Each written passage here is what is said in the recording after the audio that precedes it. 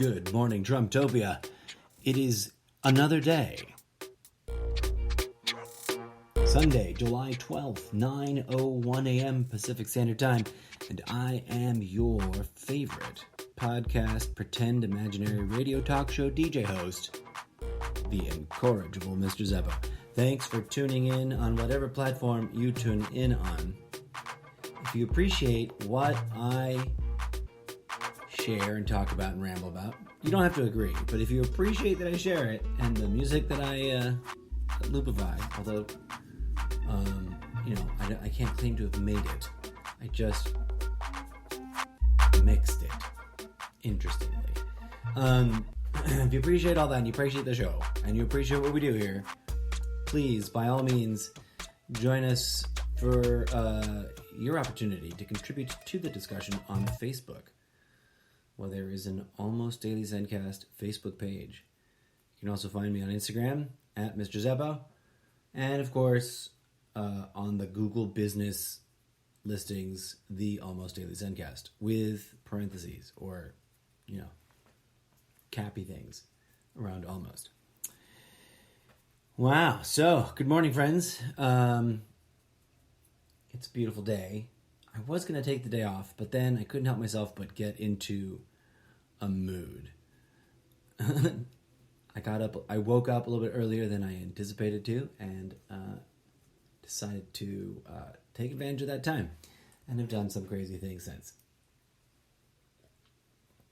And I've tuned in to the news and realized,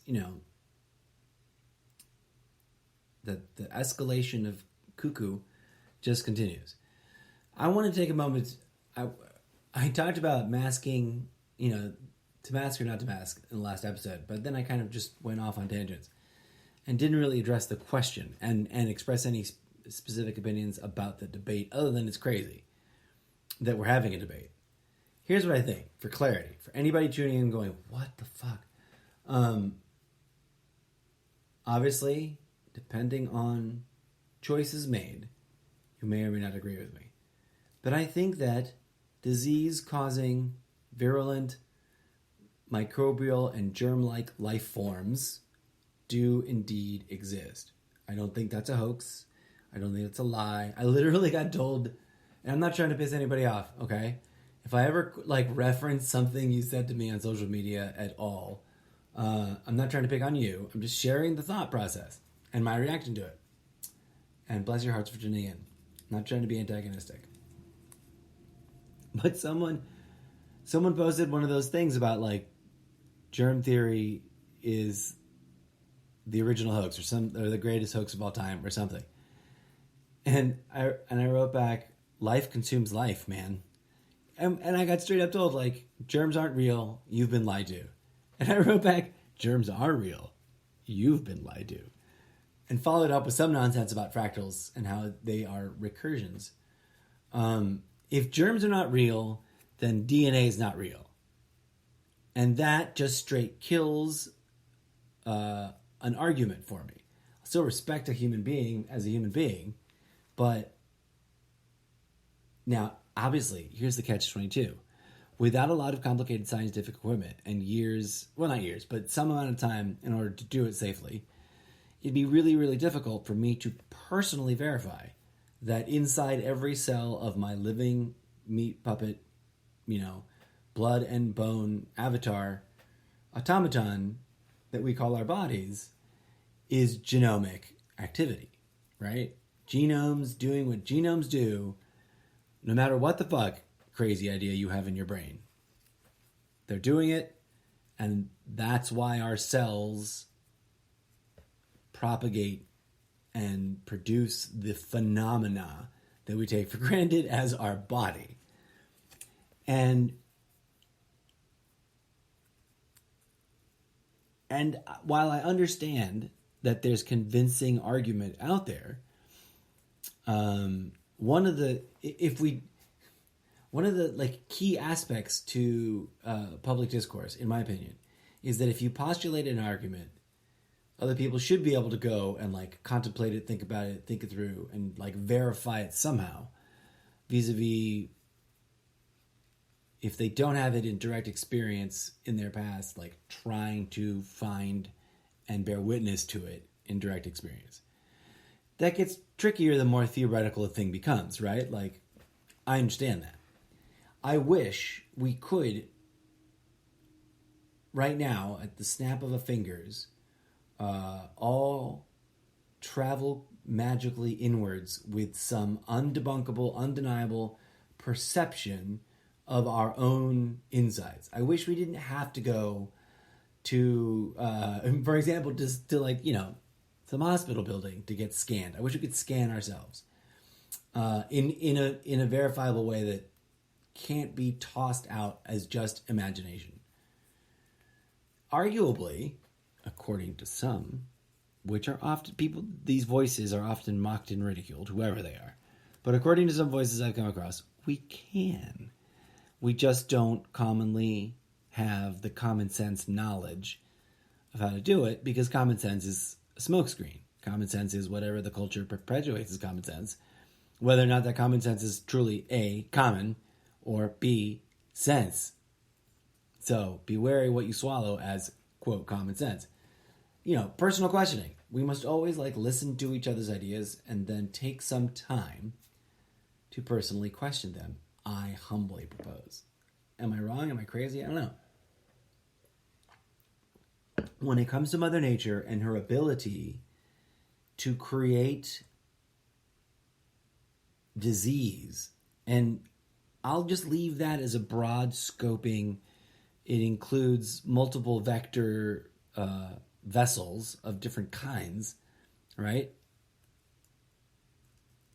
To underestimate that capacity, that ability, that reality is to be manipulated, in my opinion, because she has proven herself more than capable, unless everything ever is totally a hoax, and that becomes increasingly impossible to believe.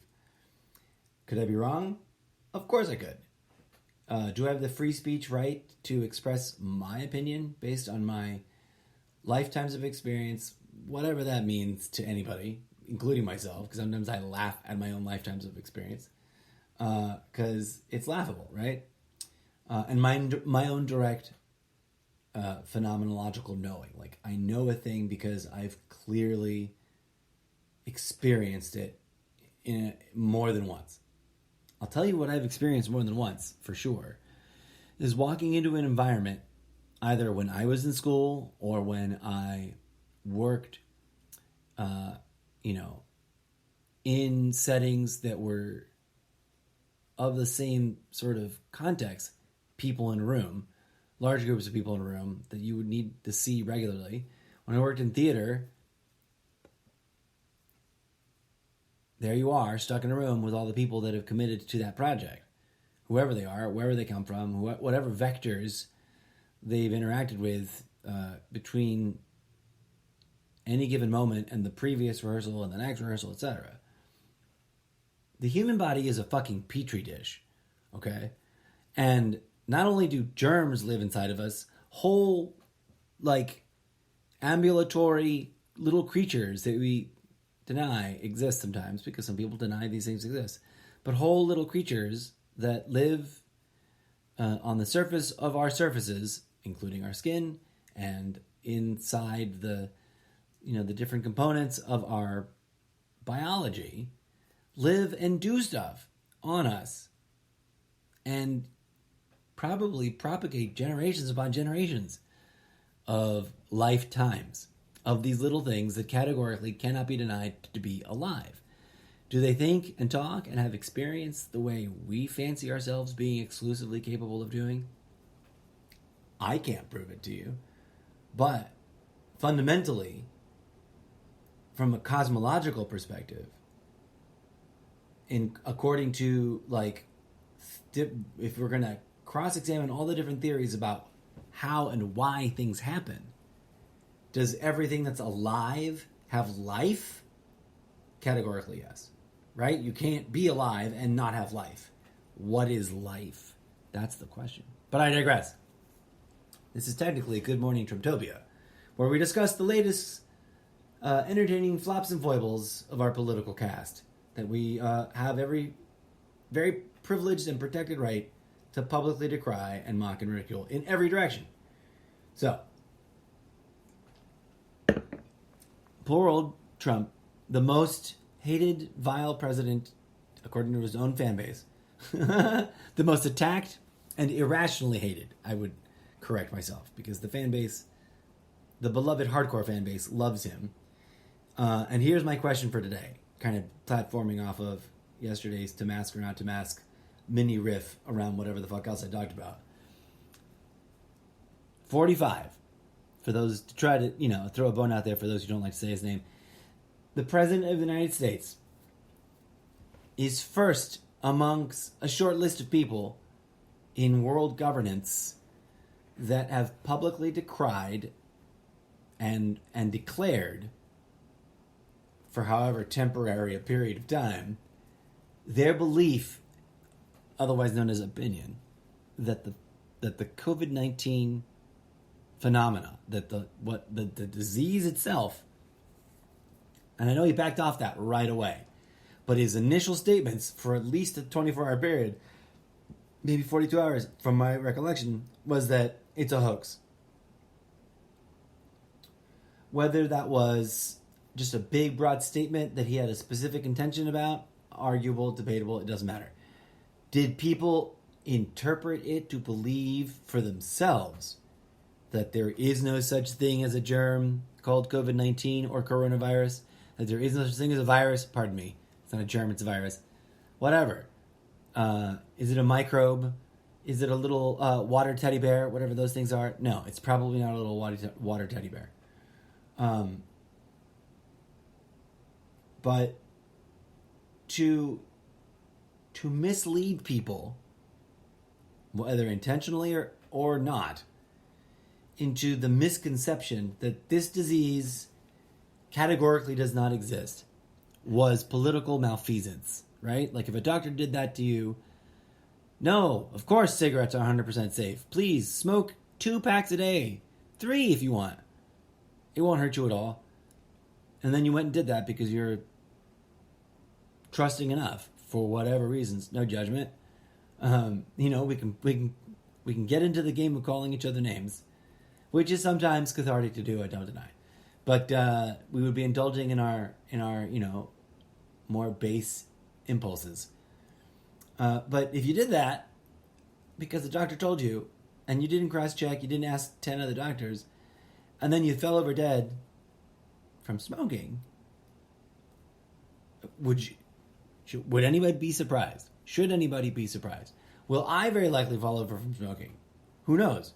Maybe. I smoked for a period in my life, right? Am I a hypocrite? I certainly had that figurative beam in my eye.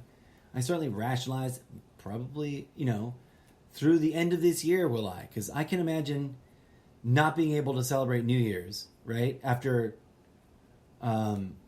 almost not having been able to celebrate New Year's this past holiday season. And New Year's is one of the very few holidays that I do sort of try to have some sort of ritual celebration, preferably with lots of people. And arguably, I've been to some interesting parties. And there's one party in particular, which is, I haven't always been able to go because it's not always that easy to get into, that I really love going to and that I miss terribly and that I can't imagine never being able to go back to. But would it be reasonable to split hairs here, to get to the point of my thinking? Would it be reasonable to adapt to the risk level, given that real people are dying? Yes, the numbers are being less than accurately reported. Yes, some people have downplayed it, some people have upplayed it, and yes, the most believable thing that most people are not taking into account, because of blinders they've chosen to put on, is that whatever corruption in the system of gathering the data of testing, etc., and the contact tracing here in the United States in particular, but generally speaking, since 2020 began,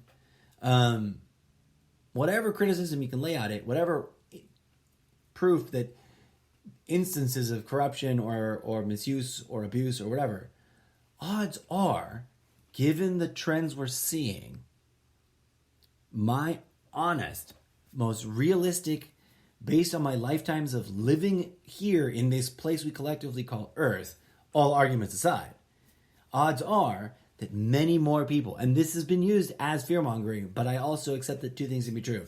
A statement or a factoid or a bit of information can be used as fear-mongering, and it can also stand the test of that was also a fact, right? So I think that it might very well turn out to be a fact. And I'm not trying to scare anybody, and I'm not trying to add to anybody's stress levels, for Christ's sake. I mean, it is Sunday after all. I wasn't going to do a podcast episode because it's Sunday, and I believe in that. But then I got into the thing, and anyway, long story. It is very likely, all disclaimers aside, it is my Schrodinger's cat box of what is most probable conclusion that there are many more people, and have been from the get-go, that have been infected by and have transmitted this thing we call COVID-19, aka the coronavirus, aka the Rona, and that it is categorically not a hoax, and that it is categorically some sort of thing with some sort of, machine system of biology that's all about perpetuating endless generations of itself and damaging by destroying and using, commodifying, dare I even say to throw in a little bit of commentary, its host environment, right? That's what disease-causing microbial or microscopic things of whatever variety you'd like to label them or use or refer to them as. So many things I got to edit and post someday. Right? There are things that are microscopic that when it interacts with our body and does and fulfills its mission in life, cause damage to the host cellular structures and interacts with. Now, there's a lot of conspiracy theory out there, and not having a degree in bioengineering myself, I have to assess what I think is most likely to be true. Try to avoid blind adherence to vis-a-vis the article of blind faith, as opposed to well-reasoned faith, as opposed to direct knowing faith. And I got to go with my direct knowing. My direct knowing is when I walk into a Christmas production with, over 30 people in it, of all, various ranges, and work with them for 4 very intense weeks with, hard, challenging hours that are kind of exhausting and a long commute, et cetera, et cetera.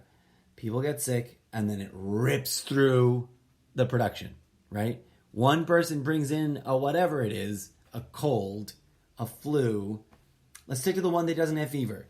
Just the one that fucks you up and makes you feel shitty and makes you run with snot down it. You're like, is that a hoax? Is that all nanotechnology? Of course not. Mother Nature gives birth to life in all kinds of forms. Some of them are little microbial things that live in our gut.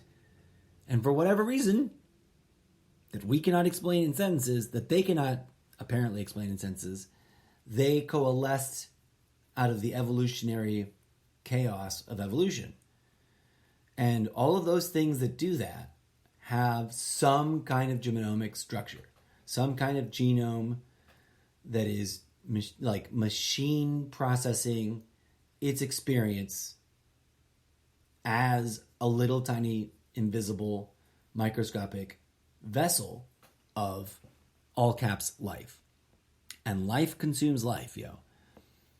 You can tell me that's a lie, but my observations lead me to conclude that it's otherwise, and that science, with its often corrupt, often not corrupt attempts to describe it, may have some strong theories and some strong, etc., right? Like, it's reasonable to trust the experts. Are some of the experts corrupt? Probably. Are some of the experts not so corrupt? Hopefully. Let's remember that there's a web of entanglement around everything, as the very good place. No, that's not the name of the show. As the show, the very good show by the name of The Good Place. That's the sentence I meant to say. Reminds us in the middle of season 2, I guess, or whatever the fuck season, the end, what I thought was the end, but there's still more seasons, that every deed is immersed in a web of context, and the way things were going whenever that show is set, you know, no one got into heaven. People stopped getting into heaven, period. No matter how good, how nice, how virtuous they tried to live. Because all of the ancillary things, right? Is something like that going on in real life? Very likely, friends. And I add to that. And people go, what the fuck are you talking about? This is important. I'll get back to Trump in a hot second. The ancient paradoxical statement that nirvana is samsara. And it's a loop. You can loop that forever. Heaven and hell are here and now. Here and now are heaven and hell. And you loop that forever. Okay. So, lots of things, lots of judgmental things, lots of very harsh things are being said about the 45th president of the United States, known as Donald J. Trump, formerly of the Drump family, with a D and a PH, I believe, or an F. I forget. But, you know, they changed their name at some point, which is a cute, fun fact I love to bring up because it's telling. I digress. Of all the things that could, should we be said, of all the things I could sling at the president, I think it's interesting and worth pointing out that for having started bumbling and fumbling and playing it down and denying it and misleading people into an entrenched attitude that it is all a hoax, that it is totally fake, that there is nothing to worry about, look at the fucking clusterfuck mess we seem to be getting ourselves into now. And the deniers will deny and throw all their logics about it. But if it were a total hoax and totally a fantasy and not actually happening, why is it when we legitimately compare the numbers, as flawed as they might have a little bit, each of them have a streak of corruption in it, great. But when you compare the numbers, nation by nation, all those that for whatever fucked up ways that they may have made mistakes and they may have screwed up, but they somehow or another instituted emergency protocols of infectious risk mitigation and actual vector blocking, right? Like reasonable actions to try to block this vector of infection and mitigate the risk over time. Their numbers consistently show a struggle and then an achievement to really lower the what's the measurable like instance on a daily basis of new cases. My brain froze for a second there. So, but you look at the countries that got weaker and weaker or were weaker and weaker, whose response was categorically weaker, you see that they struggle harder and harder. And if you look at if you pile up all the charts for each, by country, and you look at the trends, cases and deaths, the United States is number one. What kind of hoax is that? If it's a hoax, why is the United States the country that calls it the hoax the most? The one with the most new cases and the one with the most new, death averages. Heaviest death toll. Maybe not the heaviest death toll at all. I have to double check that. Didn't pull up the tab of my favorite, I hope, reliable source of reasonably close to accurate numbers. But if we aren't the highest death toll, we're up there. But we are most certainly right now. Okay, right now, my point is this, and I want to be clear. Why would that hoax be shaped that way? Why would all the countries that actually did things manifestly seem to have lowered their infection rates over time and maintained a reasonable number below exponential growth, right? Which is not a number, but a set of numbers that keep piling on. But the United States miserably has not. You look at the United States graph and it is continuing to climb. Denial theories being what they are, they can prove, according to their sources, which are rarely questioned, and that I can't find things that concur with them. They're all self-contained, most of them.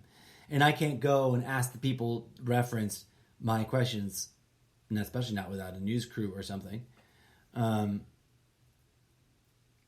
Now, do they all contain nuggets of truthiness? Of course, and that's how a good conspiracy theory spreads. But why is the virus behaving like a real virus? According to... Throw away all the hoax nonsense. Get rid of it. Is there fear-mongering? Absolutely. Is there corruption and weakness? And I've said this before, and I'll say it again. I gotta say it every day until people process that and say, and someone convinces me otherwise, or people realize that might be the most likely thing. The virus is real, just like systemic racial violence is real and is a mental virus that spreads and that corrupts people over time. Just like, and that's a real thing, right? We can get into an argument about whether that's a real thing. But ideas travel one way or the other. I've got my going theory about how and why, and I've rambled about it before. I'll probably come around full circle and ramble about it again, but I won't drop it here. But word of mouth, obvious, right? Mutual, partner, known person social conditioning. We condition each other based on our own attitudes and opinions and whatever sources we're drawing from.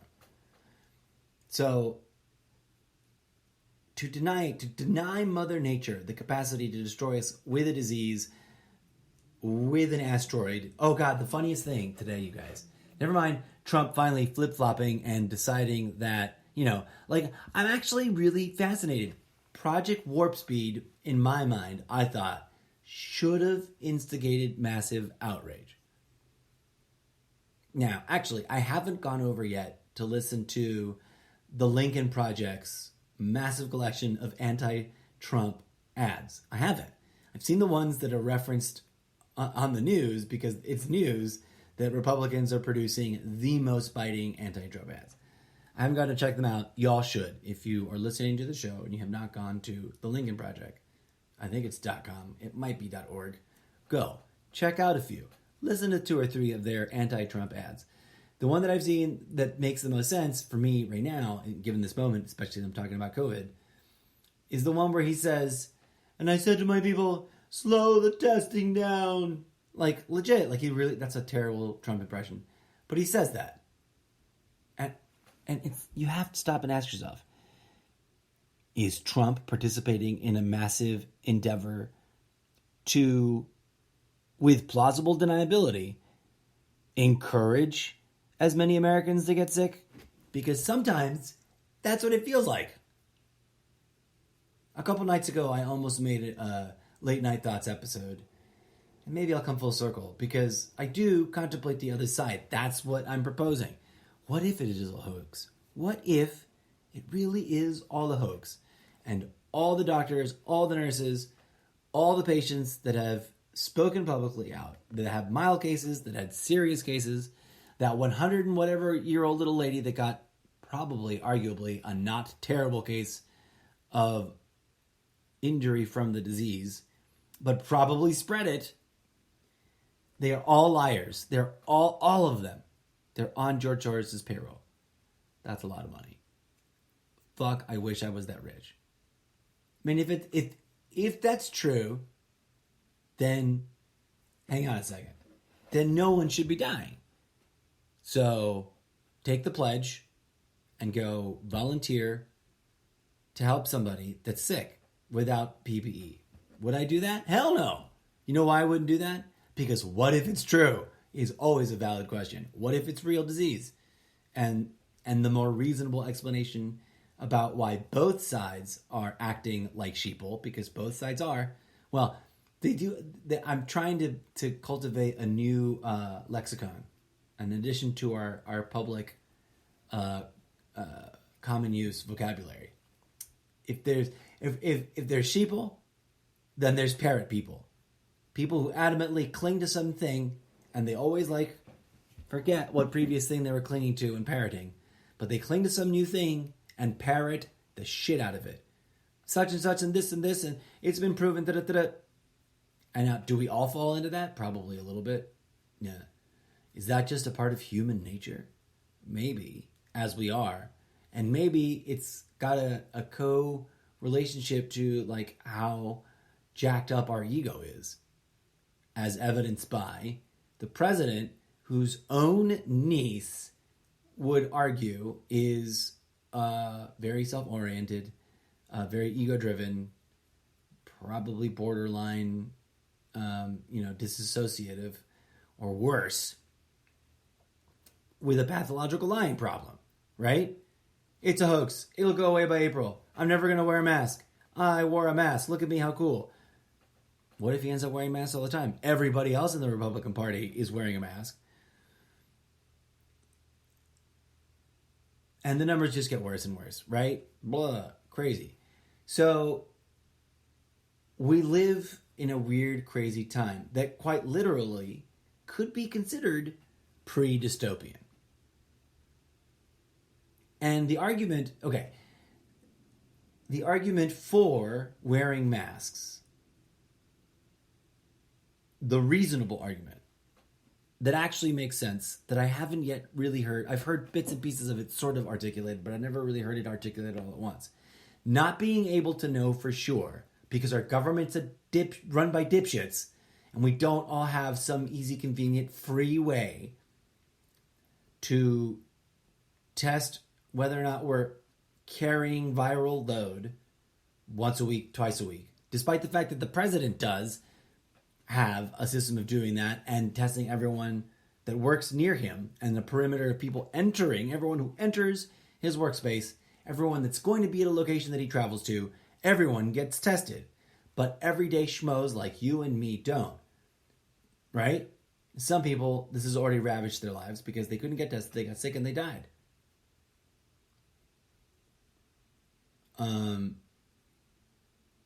And while, it's only 2%, if it mutates and or is capable of mutating more than once, which, life in general is proven to have the capacity of doing, given the wild diversity of eating and pooping animals that make noises, if that's the only thing you consider alive, given the diversity of the wild fauna and whatever the fuck the other word is, fair and fauna, the whole diverse cacophony of noise, then reasonable action should be taken. Not argued about indefinitely while half of us party. And if you can have viral load and not realize it, not have any way of knowing for sure, and not know the time frame in which you will find out vis-a-vis the ultimate development of symptomology.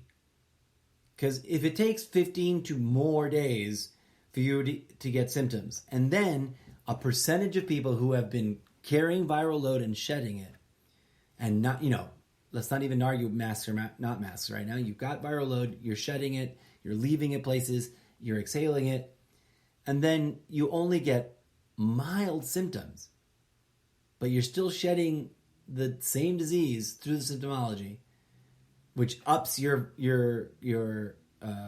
capacity to distribute it. This shit is can really truly build into a massive surge of tidal wave infection, where we get to infection rates on the globe of some absurd number, where everyone's gotten it. And the scary thing is, the more we learn about it, unless they're totally lying to us, the more we learn about it, it seems to have a really weird and diverse array of damage that it causes to the human body, including weird, unexpected things that you don't really notice until after you've been discharged from the hospital and you go back to check in with your doctor. Now, hoax or not a hoax, that shit is actually happening. It appears to be.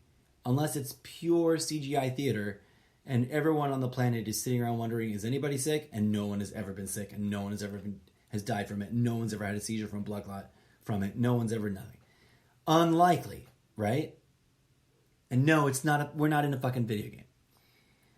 I gotta say that every episode because people come at me with that all the time on social media. But this is a video game. No, it's not. Although weird things certainly do happen, but it's not like it's, you know, I always come back to that question of, are there coincidences? Some people would say no. Some people would say yes. The sheer incompetence and corruption of Trump being more focused on committing the kind of political overreach and presidential criminality that Obama was always accused of, but never really, I mean, unless he did it super deep undercover, Trump is just doing this out in the open, right? Madness. And for that to be passive-aggressively taunted in the faces of other people. Mind you, we all know that politics is like this, and it seems to be spiraling out of control. And that question is a frightening one. Has the political response been, on some level or another, in part, to encourage so much craziness, so much division, so much chaos, so much confusion, as to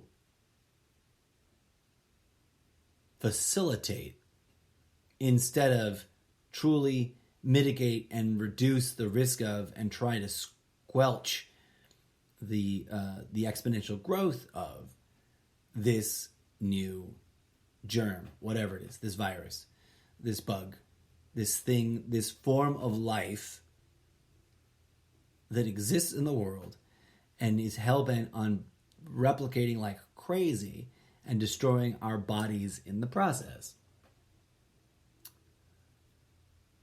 And what can we do about it truly, right? Instead of turning a blind eye or calling each other names and accusing each other of falling for the hype in one direction or the other, when there's obviously hype targeting everybody on all sides.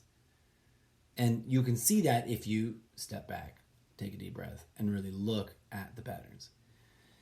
And how much worse will the patterns get? Right? Bolsonaro, the leader of the second most exponentially growing in cases nation, who's led by a president who has minimized at best and flat out bullshittedly dismissed at his worst that this disease is very virulent and that it causes a lot of damage. What purpose would it serve to make the host make the hoax look like those who believe it's a hoax are the ones getting the most sick? And at what point does the overwhelming amount of direct impact, does it reach a critical mass of like reaching into any given population before those folks that have hitherto been denying it come to terms that maybe they were wrong? Which is growing, right? That's happening because COVID deniers have gotten sick. COVID deniers have watched others get sick and, struggle with it and deal with it, etc.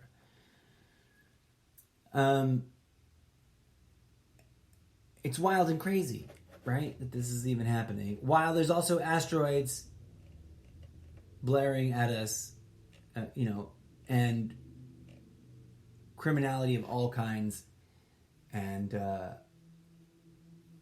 apparently a black hole where Planet X or Planet 9 has been long theorized to be.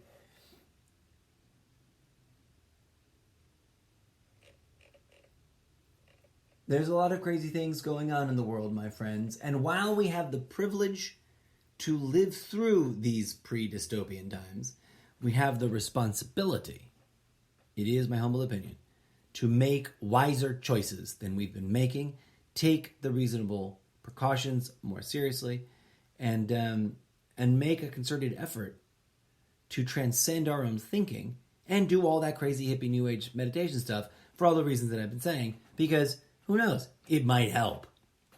And I've been rambling long enough. Those are my thoughts on the things going on today. It's Sunday. I'm going to take the rest of the day to rest my voice because I'm having a weird experience where I'm a little paranoid. The last 2 days in a row, I've woken up with, a gross feeling in my throat, feeling dehydrated despite drinking a lot of water. And I'm not trying to fearmonger, man. I'm just sharing my truth. Am I sick? I don't know. Might I recover if I take it easy and wait and not talk so much, so often? Drink less coffee and drink more tea? Perhaps. Will it be as an honest, genuine testimonial to the world, as in this, as this thing is an audio blog of me and my incoherent rambles?